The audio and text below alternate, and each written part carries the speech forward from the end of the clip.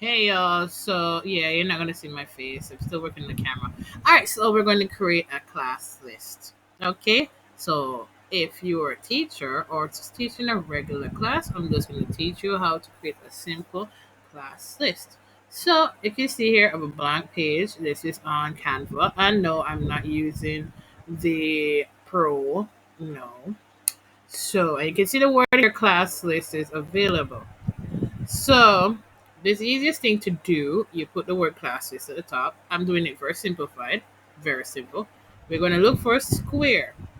Okay, I accidentally click two. Let's delete one by pressing cash can over here. So now, my thing is trying to drag here. You can see the representative right here. I'm sorry, I'm having tag cool as usual with the myself. Oh, well, not frog, so my toes. Okay, yeah.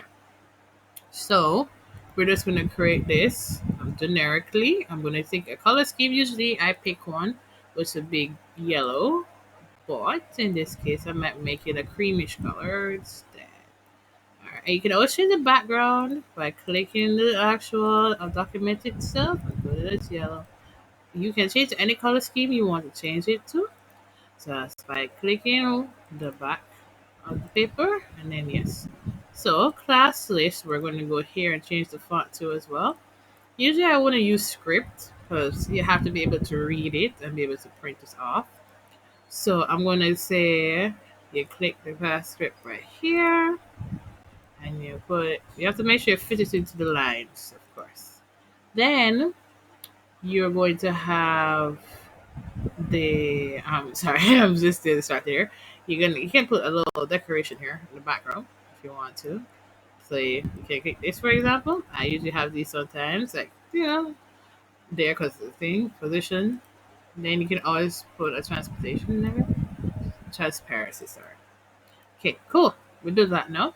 Now we're gonna figure out the lines and shapes to actually put on the classes because the thing is that you can do it two ways. You can actually create what's the word? A line that when you put the top first name and last name. Let me show you an example. So I'm going to use a little bit of body, yes, and write the word first name. Cool. You can do that. Put it right here. Okay, see how level it is? Then you copy it by clicking the dots up here, pressing the duplicate button, and you have this one too. And you click and you say last name. And then you can go back to elements and click line, go here, and you can do it the long way by actually duplicating it multiple times by clicking here. I don't see the dot here, so I might have to use the duplicate here. You can see how many times you can duplicate it. Also, you can always lock this in the background. Let's just do that. So you can select all of them by pressing shift or highlighting. Oh, sorry, I didn't move the thing here. Or knock that down too. Or highlighting all of them. Oh, there, I can't find the highlight button right now. So I just have to press the shift. Time big. I don't think it's working with my recordings. Okay, so let me just see if I can just move these lines over some more. Anyway, the point is that I'm gonna show you an example. I think I did too much lines, so I'm just gonna delete this to show it better. Okay, give me a minute. I will see what I can do.